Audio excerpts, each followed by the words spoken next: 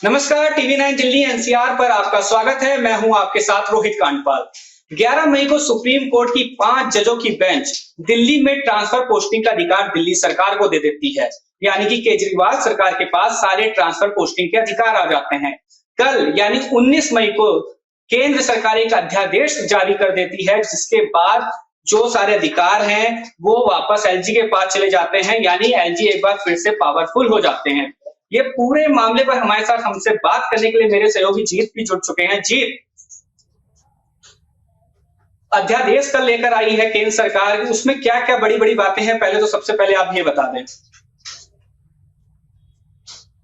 बिल्कुल, देखिए, इस अध्यादेश के जरिए केंद्र सरकार ने ये कहा है कि जो दिल्ली है वो सिर्फ एक यूटी नहीं है, यूनियन टेरिटरी नहीं है, देश की राजधानी भी है। और प्रधानमंत्री से लेकर राष्ट्रपति और तमाम जो अन्य देशों के जो एम्बेसीज होती हैं, हाई कमीशंस होते हैं, वो दिल्ली के अंदर है। तो ऐसे में बेहद ज़रूरी है कि जो अधिकार है ट्रांसफ़र का, पोस्टिंग का, सर्विसेज का, वो किसी एक कह सकते हैं कि जो राज्य की सरकार है, जो कि पूर्ण राज्य भी नहीं है, उसको नहीं सौंपा जा सकता। तो ऐसे में एक नई व्यवस्था बनाने की बात की गई है। और ये व्यवस्था जो बनाई गई है, इसमें अथॉरिटी में 3 लोग होंगे शामिल, जिसमें कि दिल्ली के मुख्यमंत्री, दिल्ली के मुख्य सचिव और दिल्ली के प्रधान सचिव होंगे। और ये मिलकर फैसला लेंगे और जिसकी बहुमत होगा, देखिए, भले ही इस जो अथॉरिटी है इसकी अध्यक्षता खुद मुख्यमंत्री करेंगे, लेकिन वो खुद ही इसमें अल्पमत में रहेंगे कि जो बाकी जो दोनों अधिकारी हैं, जो प्रिंसिपल सेक्रेटरी की बात करें, चीफ सेक्रेटरी की बात करें, वो दोनों ही केंद्र सरकार के द्वारा नियुक्त किए गए होंगे। और ऐसे में जो मुख्यमंत्री वो अल्पमत में रहेंगे, तो जो फैसला वो लेंगे वो भेजा जाएगा दिल्ली के उपराज्यपाल को।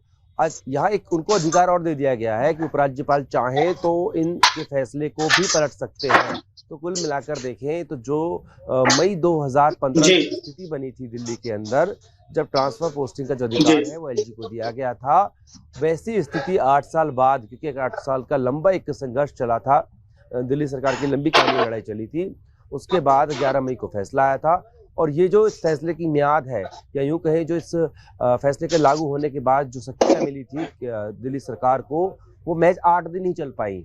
11 को फैसला आया में, और 8 दिन बाद यानी कि 19 मई को केंद्र की तरफ से अध्यादेश या ऑर्डिनेंस लाया गया। इसमें साफ तौर पर बताया गया कि जो सर्विसेज का अधिकार है जो एलजी से लिया गया था इस तरीके से 11 मई को, वो वापस उनको ही दिया जाता है। उसके पीछे तर्क यह दिया गया है कि दिल्ली बेहद महत्वपूर्ण जगह है, देश की राजधानी है, यहाँ तमाम जो बड़े बड़े संस्थान हैं वो हैं, और देश की जो पहली नागरिक हैं, राष्ट्रपति वो यहाँ रहती हैं, प्रधानमंत्री यहाँ रहते हैं, तमाम चीजें हैं। तो ऐसे में ये शक्ति जो है वो दिल्ली की सरकार को नहीं। जीत, जब से ये ऑर्डिनेंस आया है तब से आम आदमी पार्टी तमाम तरीके की प्रेस कॉन्फ्रेंस कर रही है। हम देख रहे हैं, आप सुबह से कवर कर रहे हैं, हमलावर हो गई है। तो आपने तमाम आम आदमी पार्टी के नेताओं से बात की, आम आदमी पार्टी के नेताओं का क्या कहना है इस पर, कैसे वो देख रही है आम आदमी पार्टी इस ऑर्डिनेंस को?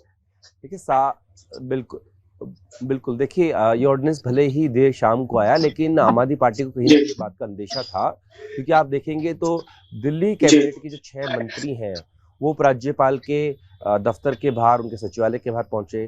खुद जो दिल्ली के मुख्यमंत्री अरविंद केजरीवाल हैं, उन्होंने ट्वीट किया, उन्होंने कहा कि हमें ऐसी खबरें मिल रही है कि सुप्रीम कोर्ट के फैसले को पलटने के लिए ऑर्डिनेंस आ सकता है। ये कहा गया आ सकता है, और खुद उनके बाद जो है मुख्यमंत्री मिलने पहुंचे थे एलजी से, और कुछ ही घंटों बाद हमारे सामने खबर आई कि वाकई ऑर्डिनेंस आ चुका है, जिसमें जो फैसला था 11 मई को बेमानी हो गया है।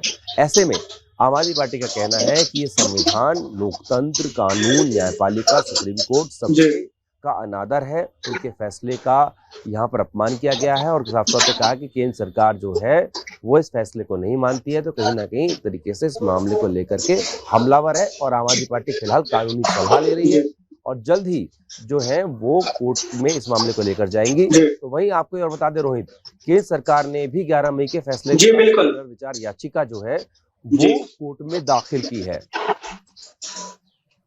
जीत, बीजेपी के प्रेस कॉन्फ्रेंस कर रही है, बीजेपी के तमाम नेताओं का भी बयान आ रहा है। बीजेपी कह रही है कि जब से ये पावर मिली थी केजरीवाल सरकार को, वो मनमानी कर रही थी, प्रशासन को बदनाम कर रही थी। ये फैसले का स्वागत कर रही है जो ऑर्डिनेंस आया है। बिल्कुल देखिए, विपक्ष है, विपक्ष एक दूसरे के खिलाफ आरोप टीका टिप्पणी करता है और एक दूसरे के खिलाफ के फैसले का स्वागत भी करता है। यहाँ भी अगर देखें तो दोनों तरफ से आरोप लग रहे थे। खुद जो सर्विस मिनिस्टर हैं दिल्ली के सौरभ भारद्वाज, उन्होंने जब कल हमसे बात कर रहे थे, एलजी दफ्तर से बाहर आ रहे थे, तो उनकी तरफ से कहा गया कि दिल्ली के जो सबसे बड़े प्रशासनिक अधिकारी होते हैं, चीफ सेक्रेटरी, उन्होंने नरेश कुमार जो है, उन्होंने कहा कि मेरे कमरे में आया और मुझे जान से मारने की धमकी दी। ये मंत्री बोल रहे हैं। दूसरी तरफ जो अधिकारी हैं वो भी कह रहे हैं कि हमें डराया जा रहा है, धमकाया जा रहा है, दबाव बनाया जा रहा है। अब देखिए, जो 8 दिन की पावर रही, इसमें जो भी फैसले दिल्ली सरकार ने लिए थे ट्रांसफर की, पोस्टिंग की, बात की शुरुआत जो है वो सर्विस डिपार्टमेंट के ही जो सेक्रेटरी होते हैं आशीष मौर्य, उनके ट्रांसफर से की गई थी, जिनकी जगह अनिल सिंह जो है उनको उनकी जगह जो नियुक्त करने की बात की गई थी। उसके बाद जो राजेश्वर हैं जो कि विजिलेंस डिपार्टमेंट के स्पेशल सेक्रेटरी हैं, उनको कामकाज से अलग किया गया था। तो उस पर भी लंबी लड़ाई चली थी और कुल मिलाकर अगर देखें तो इन 8 दिन के अंदर सिर्फ एक आशीष मौर्य वाले मामले में तो दिल्ली सरकार थोड़ी सी कामयाब रही कि वहां पर उनको बदलवा के उनकी जगह अनिल सिंह को जो है लेकर आ गई। बाकी कोई ऐसा बड़ा परिवर्तन नहीं कर पाई थी। हालांकि जिस दिन फैसला आया था, दिल्ली के मुख्यमंत्री केजरीवाल ने एक प्रेस कॉन्फ्रेंस की थी और कहा था कि 8 साल से हमारी स्थिति ऐसी थी जैसे किसी के हाथ पीछे बांधकर उसे नदी में डाल दिया जाए तैरने के लिए, यानी कि एक संज्ञा उन्होंने दी थी और कहा था कि दिल्ली के काम नहीं हो पा रहे थे। तो जिन अधिकारियों ने दिल्ली की जनता के काम रोके हैं, उनको अपने कर्मों का फल भुगतना पड़ेगा और बड़े प्रशासनिक बदलाव होंगे, ये कहा था उन्होंने। लेकिन बदलाव हो कहाँ पाए, उससे पहले ही तमाम जो चीजें हैं, वो फैसला है, वो बेमानी हो गया है। अध्यादेश के आने से सब कुछ पलट चुका है। रोहित, लंबी कानूनी लड़ाई लड़ी थी केजरीवाल सरकार ने, उसके बाद उनके हक में फैसला आया, फिर एक ऑर्डिनेंस आ जाता है, सारी पावर जो पहले केजरीवाल सरकार के पास आती है फिर एलजी के पास चली जाती है। तो इससे अभी अरविंद केजरीवाल की शाम 4 बजे प्रेस कॉन्फ्रेंस भी है, तो इससे आपको नहीं लग रहा कि जो दिल्ली में केजरीवाल सरकार वर्सेस एलजी हो रहा है, तो कहीं ना कहीं दिल्ली की जनता का नुकसान हो रहा है? हाँ बिल्कुल, देखिए, क्योंकि पीछे आपने देखा मोहल्ला क्लिनिक में दवाई मिलनी बंद हो गई थी, टेस्ट मिलने बंद हो गए थे, जो एम्प्लॉइज हैं उनकी सैलरी मिलनी बंद हो गई थी, दिल्ली जल बोर्ड में वही हाल था। ऐसे बहुत सारे काम थे दिल्ली के जिसमें कहा गया था कि जो अधिकारी हैं वो जानबूझ के फंड को रोक रहे हैं, फाइल को अधर में लटका रहे हैं।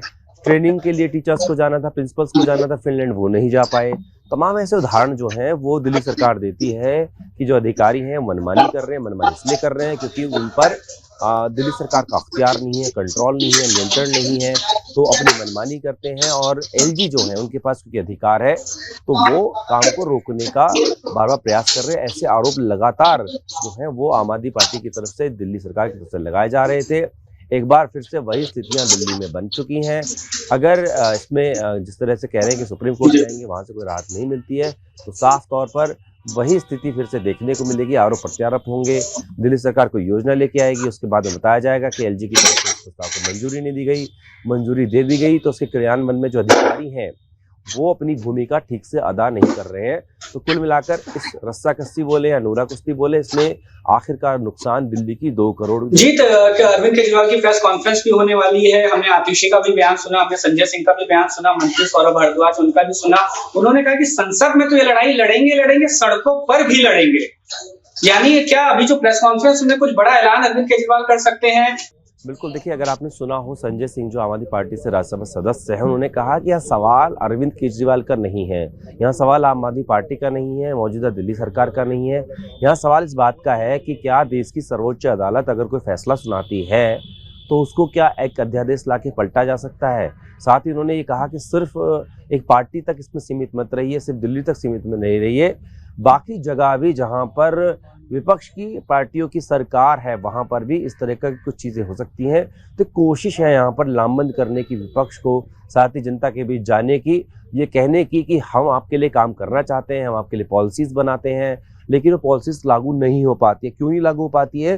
क्योंकि जो अधिकारी है जिनको अमली जामा पहनाने इन योजनाओं को ब्लूप्रिंट से लेकर के, वो हमारी बात नहीं सुनते हैं। ना सुनने की वजह यही है कि उनकी ट्रांसफर, पोस्टिंग और पदोन्नति, ये तमाम चीजें जो हैं वो उनके हाथ में ना हो करके एलजी के हाथ में है। और केंद्र सरकार का नुमाइंदा बताती है हमारी पार्टी की उनके लिए काम करते हैं, तो ऐसे में उनकी हर नीति का विरोध वहां से होता है। इन चीजों को लेकर जनता के बीच तो आम आदमी पार्टी जाएगी ही, साथ ही साथ जो विपक्ष है उनको भी एकजुट करने की कोशिश यहाँ पर की जाएगी। और इस तरह का संकेत जो है वो संजय सिंह ने भी दिया है। तो ऐसे में देखना होगा 4 बजे जब अरविंद केजरीवाल पीसी करेंगे, प्रेस कॉन्फ्रेंस करेंगे, तो उनका क्या कहना होगा। जी जीत, आप हमारे साथ जुड़े, आपने तमाम जानकारी दी। आप यूं ही हम आपसे आगे भी बात करते रहेंगे। आपका जुड़ने के लिए बहुत बहुत शुक्रिया। तो ये जितेंद्र भाटी थे जो आम आदमी पार्टी को सालों से कवर कर रहे हैं। उन्होंने कहा कि ऑर्डिनेंस आता है, फिर सारी जो पावर्स होती है वो एलजी के पास वापस चली जाती है, और इसके बाद अभी अरविंद केजरीवाल की प्रेस कॉन्फ्रेंस भी आनी है। तो इस पूरी जो आम आदमी पार्टी और एलजी के बीच और सेंटर के बीच जो लड़ाई हो रही है, इससे एक बात तो साफ है कि इससे नुकसान जो हो रहा है वो दिल्ली की जनता का हो रहा है, और इस भीषण गर्मी में एक बार फिर दिल्ली की सियासत बेहद गर्म होने वाली है। आपको ये वीडियो कैसा लगा कमेंट बॉक्स में जरूर बताएं। शुक्रिया।